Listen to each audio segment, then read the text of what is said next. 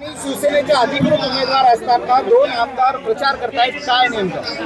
खरं म्हणजे खऱ्या अर्थानं लोकशाही मजबूत करण्याच्या दृष्टीनं टाकलेलं हे पाऊल आहे, जे महाराष्ट्राचे माजी मुख्यमंत्री सध्याचे उपमुख्यमंत्री माननीय एकनाथ शिंदे साहेबांचं स्वप्न होतं की प्रत्येक नागरिकाला कागदपत्रांसाठी सरकारी कार्यालयामध्ये येरझारा घालायला लागू नये, हेलपाटा घालू नये म्हणून शासन आपल्यात आहे आणि प्रत्येक सर्वसामान्याच्या घरी शासनाची मदत केली पाहिजे म्हणून लाडकी बहीण योजना माननीय माजी मुख्यमंत्री साहेब आणि सध्याचे उपमुख्यमंत्री साहेब एकनाथ शिंदे साहेबांनी सुरू केली.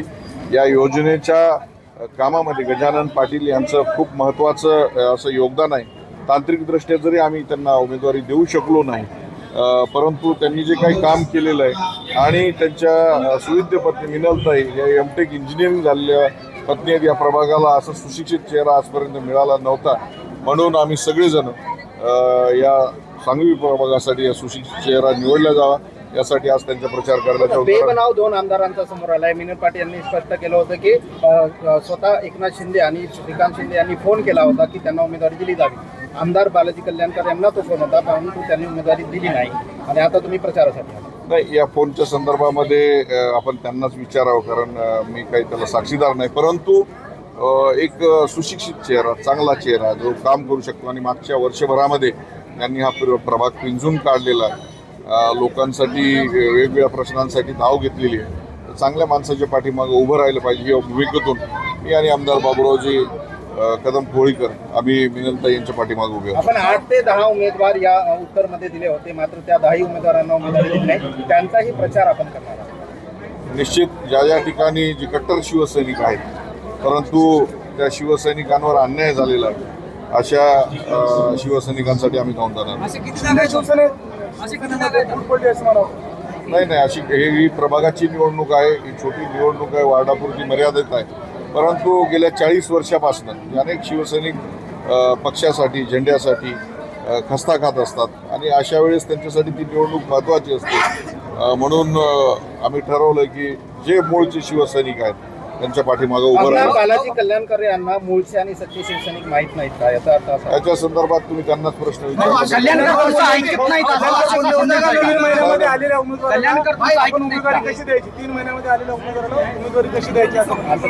नाही, गेल्या 2.5 वर्षापासून आपण बघताय शासन आपल्या दारीसारखा मोठा उपक्रम असेल किंवा लाडकी बहीण उपक्रम असेल, या उपक्रमासाठी या परिवाराचं मोठं योगदान आहे. सर्वत्र महाराष्ट्रभर फिरलेले आणि पक्षासाठी एखादा उपक्रम राबवत असताना अशा परिवाराला उमेदवारी दिली पाहिजे ही भावना सर्वांचीच होती. तांत्रिकदृष्ट्या ती देऊ शकलो नाही म्हणून आम्ही लोक त्यांच्या प्रचार. पण कल्याणकर साहेब तुमचं ऐकत नाहीत का? नाही, मी शिवसैनिक आहेत, ते नेते आहेत, त्याच्यामुळं मला अपेक्षा नाही की कोणी माझं ऐकलं पाहिजे. परंतु या सगळ्या जे उमेदवार आता तुम्ही ज्यांचा प्रचार करताय, शिवसेनेचे स्वतः इथे उमेदवार आहेत, याच्यामध्ये मतांचं विभाजन करून तिसऱ्यांना लाभ होणार नाही का? नाही, इथली जनता जी आहे, ही जनता जी आहे एकदम सज्ञान अशी जनता आहे आणि लोक बघतात की कोण आपल्यासाठी धावून येणार आहे. आज एमटेक झालेली मुलगी या सर्वसामान्यांसाठी अहोरात्र फिरत आहे, काम करत आहे. निश्चित लोक त्यांच्या पाठीमागे उभं राहतील हा विश्वास मला आहे. एकनाथ शिंदे असतील, श्रीकांत शिंदे असतील, यांना माहिती आहे का तुम्ही यांना पाठिंबा दिला? निश्चित आम्ही जे काम करतोय ते माननीय शिंदे साहेबांच्या कानावर घालणार आहे आणि चांगल्या माणसाच्या पाठीमागे उभं राहा असं माननीय एकनाथ शिंदे साहेबांनी आम्हाला सांगितलं. तुमच्या या भूमिकेमुळे धनुष्यबाणाचा उमेदवार पडू शकतो. जे आहे तांत्रिकदृष्ट्या जे आहे त्यांना उमेदवारी आम्ही देऊ शकलो नाही, परंतु निश्चित ते निवडून आल्यानंतर शिवसेनेतच येणार आहे, धनुष्यबाणू करत. निश्चित आपण बघता की हा विमानतळाला लागून असलेला वार्ड आहे. आतमध्ये जर आपण फिरलं या प्रभागामध्ये तर कुठेही चांगले रस्ते नाहीत, स्वच्छता नाही, ड्रेनेजची व्यवस्था नाही, चांगल्या लाईट्सची व्यवस्था नाही. तेव्हा या प्रभागाला चेहरा मोहरा द्यायचा असेल तर सुशिक्षित लोक निवडून आले पाहिजे, ही भूमिका सर्वसामान्य नागरिकाची आहे. आणि हे जे काही प्रश्न आहेत ते सोडवण्यासाठी सर्वांची विनंती होती. मी विधान परिषदेचा आमदार आहे, निधी कुठेही देऊ शकतो, तर त्या भावनेतून हा वार्ड आम्ही दत्तक घेतलेला आहे. 5 वर्षात आम्ही आज चेहरा मोहरा बदलल्याशिवाय राहणार. आज नांदेड महापालिकेची प्रचाराची धामधूम चालू आहे. त्या निमित्ताने मला आज तुमच्या मीडिया मार्फत आणि कार्यकर्त्याच्या मार्फत ही अचानक ही घटना 5/3 म्हणजे 5चा म्हणजे आजचा दिवस प्रभाग क्रमांक 3मधली ही घटना कार्यकर्त्याच्याच सांगण्यावरून आणि मीडियाच्या सांगण्यावरून मला कळाली आणि त्याची माहिती घेतली मी की आज प्रभाग 3मध्ये सांगवी येथे जे आज नारळ फोडण्यात आलं प्रचाराचं ते अपक्ष उमेदवाराचं नारळ होतं. कारण अपक्ष उमेदवार एक मिनल पाटील असे आहेत सांगवीचे आणि ते आमचे प्रभाग क्रमांक 3चे अधिकृत उमेदवार करुणा कोकाटे आमच्या मामी हे अधिकृत उमेदवार शिवसेनेचे आहेत. तसेच दुसरे 3 उमेदवार अधिकृत उमेदवार शिवसेनेचे आहेत. संदीप गाडेवाले आहेत, आमचे प्रतीक्षा गजबारे हे सुद्धा आमच्या शिवसेनेचे उमेदवार आहेत. तसेच सुशील चव्हाण हे सुद्धा अधिकृत उमेदवार. असे 4 उमेदवार करुणाबाई कोकाटे हे म्हणजे अधिकृत 4 उमेदवार असल्यामुळे आज अचानक हे अपक्षाचं नारळ जे आज फोडण्यात आलं प्रचाराचं ही धक्कादायक घटना नांदेड शहरात झालेली आहे. हे मला कळताच मला दुःख झालं या गोष्टीचं की हे गोष्टी अशा घडू नये की कारण पक्षाने जे उमेदवारी दिली ती आपल्याला मान्यच करावं लागेल. काय होईल ते होईल. आता असं नाही की पक्षानं 4 उमेदवार असताना शिवसेनेचे ही पहिली घटना अशी नांदेड जिल्ह्यात झाली, महाराष्ट्रात कुठेच झाली नाही. तर ही घटना जे आज विधानसभेचे आमदार मी नाव घेऊ शकत नाही आणि विधान परिषदेचे आमदार यांनी नारळ फोडण्याचा प्रयत्न केला, नारळ फोडलं प्रचाराचं मध्ये ही घटना आपले शिवसेनेचे उमेदवार असताना हे व्हायला नाही पाहिजे होतं. आणि जे उमेदवारी एकदा पक्षाने दिली ते मान्य करायला लागणार नाही. गलत केली काय वाईट केली हे वरच्या नेत्याला माहीत आहे. मला कोणाचा कॉल आला नाही का याला उमेदवारी द्या त्याला उमेदवारी द्या म्हणून. कारण जे आपल्या श्याम कोकाटे हे पहिले काँग्रेसचे नगरसेवक होते आणि नंतर ते BJPच्या जाण्याच्या तयारीमध्ये होते विधानसभेच्या अगोदर. तर मी त्यांना कन्व्हिन्स केली की आपल्या शिवसेनेमध्ये या चांगलं राहील. त्या निमित्ताने त्यांनी आपल्या शिवसेनेमध्ये प्रवेश केला विधानसभेच्या अगोदर आणि शिंदे साहेबाच्या मार्गदर्शनाखाली मी शिंदे साहेबाकडे घेऊन गेलो श्याम कोकाटेला. त्यावेळेस शिंदे साहेब म्हणले 100% तुम्ही आमच्या पक्षात प्रवेश केला, तुम्हाला 100% तिकीट दिलं जाईल. म्हणजे याच्यात काय गणतं मला सांगा. एकदा शिंदे साहेब शब्द दिला की पाळत असतात. कारण महाराष्ट्राचे मुख्यमंत्री असताना त्यावेळेस संदीप गाडेवाले माझ्यासोबत आले, त्यांना शब्द दिला, त्यांना तिकीट दिलं.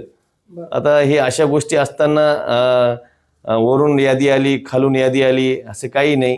जे वरून जे नेतृत्व आले नेत्याने सांगितलं तेच मी केलेलं आहे. कारण असं काही गलत काम करणार नाही. आणि CDR तपासा मोबाईलमध्ये मी जर गलत केलं असेल.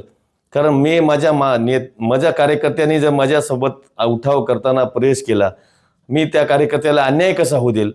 शिंदे साहेबांनी शब्द दिला त्याला तिकीट दिलं, याच्यात काय माझी गलती मला सांगा. आज मला सांगा कुठं अपक्षाचं जाऊन नारळ फोडणं हे योग्य नाही आणि हे काय पटणारी गोष्ट नाही मला. आणि तुम्ही स्वतः शिवसेनेचे आमदार आहेत, हेमंत पाटील सुद्धा शिवसेनेचे आमदार आहेत, बाबुराव कदम कोळेकर शिवसेनेचे आमदार आहेत, आनंद पाटील बोडारकर सुद्धा शिवसेनेचे आमदार आहेत. मात्र शिवसेनेचे उमेदवार दिलेले असताना, धनुष्यबाणाचा उमेदवार दिलेला असताना धनुष्यबाणाच्या विरोधात असलेल्या उमेदवाराचा प्रचार करणं काय वाटतं. ही वाईट आतापर्यंत माझ्या मनात घटना झालेली नसेल अशी की पक्षाचे उमेदवार असताना दुसऱ्या पक्षाच्या अपक्ष उमेदवाराची नारळ फोडणं योग्य नाही.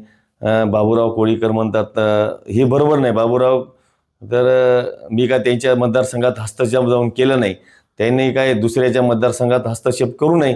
म्हणजे असं बरोबर नाही, योग्य नाही ही गोष्टी. कारण आपल्यामध्ये भांडण तंटे बरोबर नाही. कारण त्याने येऊन पक्ष सगळ्या उमेदवाराचा प्रचार करावा हे असं नेत्याने सांगलेलं आहे. त्यांना नेत्याला सांगितले, आम्हालाही सांगितलेलं की बाबा सगळे नेते तुम्ही सगळे एकत्र येऊन काम करा, प्रचार करा. याच्यात काय गलती मला सांगा. त्या कार्यकर्त्याची काय गलती मला सांगा. आज त्याचं खच्चीकरण करण्याचं काम करत आहे ती बरोबर नाही. खच्चीकरण करू नये. एखादा कार्यकर्ता आपल्या सोबत आला त्याला साथ देणं जरुरी आहे, कारण शिंदे साहेबाचा शब्द आहे, ज्यांनी आपल्याला साथ दिली त्याला 100% त्यांच्या पाठीशी राहतात, म्हणून मी पाठीशी राहिले. याच्यात माझी काय गलती? ते 3 महिन्याखाली ते उमेदवार आला, त्यानं उमेदवारी मागते. जे माणूस आपल्यासाठी विधानसभेला झटला, मेहनत केली, त्याला शिंदे साहेबांनी शब्द दिला, ते शिंदे साहेबांचा शब्द मी पाळला. माझी काय गलती याच्यात? ज्या पद्धतीनं अपक्ष उमेदवारांना बंडखोर उमेदवारांना पाठिंबा दिलाय, ही गोष्ट आमदार हेमंत पाटील वरिष्ठांना सांगणार आहेत, म्हणजे एकनाथ शिंदे असतील किंवा श्रीकांत शिंदे असतील. नाही, आता दखल आता ते घेतील, काय घ्यायचं ते त्याच्यात मी बोलू शकत नाही. मात्र ही जी घटना झाली ती वाईट घटना झाली आणि अशी शोभणारी घटना नाही. विशेष म्हणजे ज्या उमेदवार आहेत मिनल पाटील, ते असं म्हणतात की मी शिवसेनेची पुरस्कृत उमेदवार आहे, असं मतदारांनी समजायला हरकत नाही. तांत्रिक दृष्ट्या असं काहीच नाही. जे शिवसेनेचे शिंदे साहेबाच्या सहीनच, सचिवच्या सहीनच बी फॉर्म येत असतो. काय माझ्या नावानं बी फॉर्म येत नाही, डायरेक्ट जिल्हा प्रमुखच्या नावानं बी फॉर्म येतो. जिल्हा प्रमुख ठरवते ते वरून कसा आदेश आला ते. असं काही नाही, असं काय सगळी घटना घटतच आलेली ना, असं काय होत नाही. असं काही मी मनाने लिहितो काय कोणाच्या नावानं? जे आता मला सांगा, ज्या माणसाला शब्द दिला ते पूर्ण करणं भाग आहे ना. आज त्यांनी आहे ना नारळच फोडला नाही तर 2 ठिकाणी प्रचार सभा घेतली. नाही, हे योग्य नाही गोष्टी. अशा आपल्यामध्ये प्रचार, आज महापालिकेचं इलेक्शन आहे, हे अशा गोष्टींना ठीक आहे. घरात भांडण तर घरात येऊन बोलावं, बालाजी तुझं इथं चुकाले, मी लहान आहे त्याच्यापेक्षा, ते मोठे आहेत, आदर्श आहेत, त्याला अनुभव आहे. बाबूराव कोळीकर हे विधानसभेचे आमदार आहेत, त्याने आज 30 वर्षापासून काम करतात आणि असं बरोबर नाही. अशा घटना दुसऱ्याच्या मतदारसंघात येऊन हस्तक्षेप करणं ही घटना शोभणार नाही. उद्या मी हादगावला जाऊन जर त्याच्या मतदारसंघात हस्तक्षेप केला असता तर ते वाईट झालं असतं ना, वाईट वाटलं असतं. म्हणजे ही गोष्टी बरोबर नाही. त्यासोबत हेमंत पाटील सुद्धा होते, आनंद पाटील बोंडारकर नव्हते, मात्र त्यांचा फोटो आहे बॅनरवर. आता ते आम्ही सांगितले वरच्याला सांगितले की बाबा हे आमच्या आमदाराचे फोटो वापरून अपक्ष उमेदवार जनतेमध्ये गैरसमज करत आहे. आमचे शिवसेनेचे उमेदवार हे 4ही उमेदवार राहतील आणि 4ही उमेदवारच जनता साथ देईल. या निमित्ताने सांगतो, असे किती आले तरी अपक्षाला आम्ही भिणारे माणसं नाही. पक्षाचे माणसं, बांधलेले माणसं, पक्ष जे निर्णय घेईल ते मान्य राहील. मला यांची वरिष्ठांकडे तक्रार करणार आहेत का तुम्ही? एकनाथ शिंदेवर बोलणार आहेत? तक्रार करायची काय? सगळ्याला माहीत झाले, मीडियाला माहीत झाले. तक्रार आम्ही काला कशाला करा? आम्हाला काय करायचं तक्रार? मीडियाला दखल घेईल ना, शिंदे साहेब दखल घेतील. असं नाही की श्रीकांत शिंदे साहेब दखल घेतील, त्याला काय म्हणजे आम्हाला दोघालाही बसतील असं काही नाही. मग हे घरचं भांडण हे बरोबर नाही, ही योग्य नाही, हे पटणाऱ्या गोष्ट नाही. जनतेची आज मला सांगा, सामान्य माणूस, सामान्य कार्यकर्त्याचं खच्चीकरण करणं योग्य नाही आणि त्या अपक्षाचंही बरोबर नाही. एवढं जिद्दीला पेटणं, त्यांना अपक्ष लढावं, ताकद आहे तर. आमच्या कशाला शिवसेनेच्या पक्षात येऊन पुरस्कृत म्हणून हे करावं? असं तेवढं असतं. पक्षानं पुरस्कार केलं काय? मला सांगा, जे उमेदवार जिथं शिवसेनेचा उमेदवार आहे, पुरस्कार शिवसेना कसं करू शकत नाही. जिथं उमेदवार भेटत नसेल तर आम्ही केले ना 2 पुरस्कार उमेदवार. आम्ही आमच्या नांदेड जिल्ह्यामध्ये, नांदेड महापालिकेमध्ये चांगले पुरस्कार उमेदवार घोषित केले आपल्या शिवसेनेसोबत. असं नाही, कारण ते तिथं उमेदवार असताना त्याला डिस्टर्ब करणं बरोबर नाही. नाही, आताच तुम्हाला भाऊनं सुद्धा बाईटमध्ये सांगितलं की तांत्रिक दृष्ट्या आम्ही त्यांना धनुष्यबाण देऊ शकलो नाही, परंतु आम्ही सोबत आहे ना त्यांच्या. धनुष्यबाण जरी देऊ शकलो नाही तरी आम्ही निवडून आणण्याची जबाबदारी आम्ही घेतलेली आहे. आमच्या हदगाव मतदारसंघातील जवळजवळ 4 ते 5 हजार नागरिक इथं राहतात आणि तरी एक उच्च शिक्षक, त्याचबरोबर इंजिनियर असलेल्या मिनलताई गजाननराव पाटील यांना कामाचा अनुभव आहे आणि इथं ऑफिस खोलून गोरगरिबाचे 1 वर्षापासून कामं सुद्धा करायला सुरुवात केलेली आहे. मग निराधाराचे प्रश्न असो किंवा अनेक अडचणी ज्या आहेत ते स्वतः आपण तांत्रिक दृष्ट्या म्हणताय. तांत्रिक दृष्ट्या याचा अर्थ एखादा उमेदवारी अर्ज मागे घेतला, फेटाळला, काही त्रुटी राहिला त्याला तांत्रिक म्हणतात. पण इथे शिवसेनेचे अधिकृत उमेदवार तांत्रिक दृष्ट्या म्हणजे त्यांना एबी फॉर्म लागला नव्हता, परंतु ते शिवसैनिकच आहेत. शिवसेनेचा एबी फॉर्म लागला नाही, परंतु त्यांना छत्री निशाणी मिळाली. एवढाच फरक आहे, दुसरं काही नाही. नाही, ऐकायचा प्रश्नच नाही त्यांना. आम्ही त्यांच्या पाठीमागे आहो ना उमेदवाराच्या. तुम्हाला शिवसेनेचे उमेदवार मिळाले नाही, तुम्ही बंडखोरी करत अपक्ष फॉर्म भरलाय आणि 3 आमदारांना पाठिंबा दिलाय शिवसेनेचे, काय प्रतिक्रिया? तुम्ही बंडखोरी करत कसं काय म्हणू शकता? तर माझा सर्वप्रथम प्रश्न असेल, कारण जर पक्षाकडून तिकीट नाही मिळालं तर कुणी अपक्ष लढू शकतं, बरोबर आहे ना? त्यामुळे आपण बंडखोरी असं नाही म्हणू शकत त्याच्यासाठी. मला तुम्ही बघत आहात की आज किती मोठ्या प्रमाणात सभा पार पडली आहे आणि आपल्या सगळ्यांचे लाडके आमदार माननीय हेमंतभाऊ पाटील साहेब आणि बाबूरावजी कदम कोहळीकर साहेब या दोघांनीही माझ्या प्रचाराचा नारळ फोडलेला आहे. आणि त्याचबरोबर दोन्ही जिल्हाध्यक्ष आमच्या शीतलताई असतील आणि विवेकजी देशमुख साहेब असतील, विवेकजी देशमुख साहेब असतील, या चौघांच्याही हस्ते आज माझ्या प्रचाराचा नारळ फोडलेला आहे त्यांच्या हस्ते. आणि त्यांनी जाहीर पाठिंबा, आजपर्यंत त्यांची साथ मला कायमच लाभलेली आहे, आतापर्यंतही लाभलेली आहे आणि इथून पुढेही लाभणार आहे.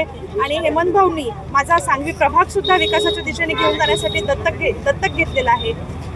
मला जनतेचा विश्वास आहे की येणाऱ्या निवडणुकीच्या काळामध्ये छत्री या चिन्हावरती बटन दाबून जास्तीत जास्त मतांनी मला बहुमतांनी विजय करतील असा मला विश्वास आहे. श्रीकांत शिंदे साहेब सभेसाठी येणार आहेत अशी कळत आहे, काय आहे येणार आहेत? मला अद्याप तरी मला काही माहिती नाहीये. बरं ताई, तुमचे पती गजानन पाटील श्रीकांत शिंदे यांच्या टीम मध्ये आहेत, त्यांच्या हस्ते तुमच्या कार्यालयाचं उद्घाटन झालं होतं, पण नेमकं असं काय झालं की तुम्हाला तिकीट नाही मिळालं?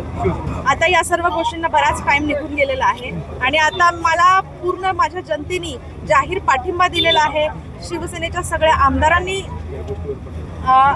पाठिंबा दिलेला आहे. आता सध्या तुम्ही बघितलेलं आहे, सगळी जनता जर माझ्यासोबत असेल तर मला वाटतं आपण सतत त्या गोष्टींवरती न बोलता आपण आता हिंमत धरून हिमतीने आणि माझ्या सांगवी प्रभागातील जनतेसाठी आणि सांगवी प्रभागाच्या विकासासाठी हिमतीने पुढे जायला पाहिजे. मागे जे झालं गेलं निघून गेलं. माझी निशाणी आहे छत्री. मी तुमच्या माध्यमातून सांगवी प्रभागातील सर्व जनतेला विनंती करू इच्छिते की छत्री या बटनावरती बटन दाबून आपण सर्वांनी जास्तीत जास्त मतांनी मला विजयी करावे. बरं ताई, आपण बघतोय शिवसेनेच्या 3 आमदारांनी तुम्हाला पाठिंबा दिला आहे, याचा अर्थ तुम्ही शिवसेनेच्या पुरस्कृत उमेदवार समजायचं का मतदारांनी? समजू शकता बिंदास मतदारांनी येस.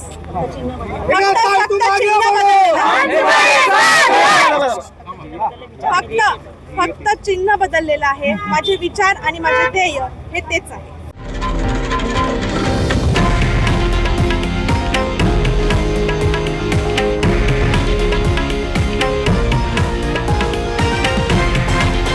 हे आहे देशातील नंबर 1 न्यूज नेटवर्क आणि आपण पाहत आहात TV9 मराठी, एकमेव.